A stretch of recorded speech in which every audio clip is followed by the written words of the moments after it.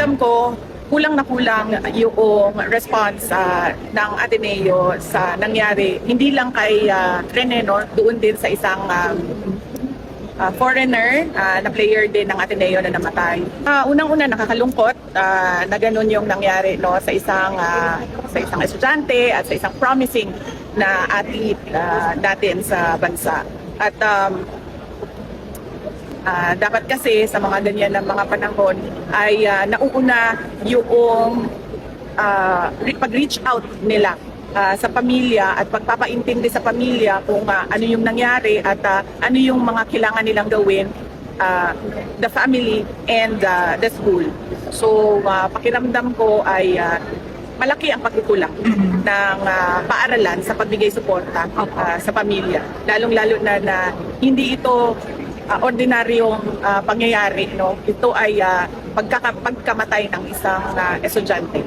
Will you be joining the call for justice, ma'am? Of course, yes. Oo. As a lawyer,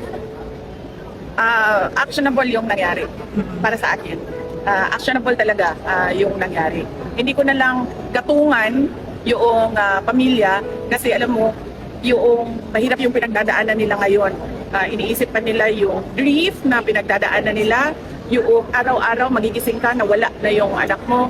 So ayaw ko gatungan, pero dapat sila pagkatapos ng lahat ng kanilang kailangan gawin para sa burol at pagpapalibing ng kanilang anak ay umupo sila at mag-isip kung ano yung dapat na gawin nila para magbigyan ng hustisya yung kanilang anak. Gawin nila, ibig ko sabihin, gawin nila legally.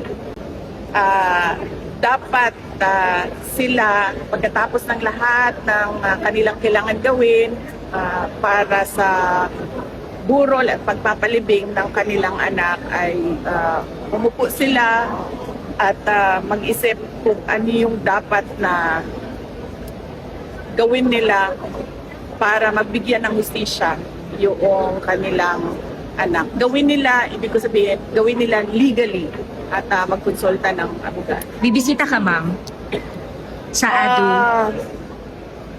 Na tinanong ko kung merong wake and wake dito sa Davao City at sinabi na hindi pa nila na-finalize yung burol wake na ang kapag nandyan na yung schedule ay titingnan namin kung saan pwede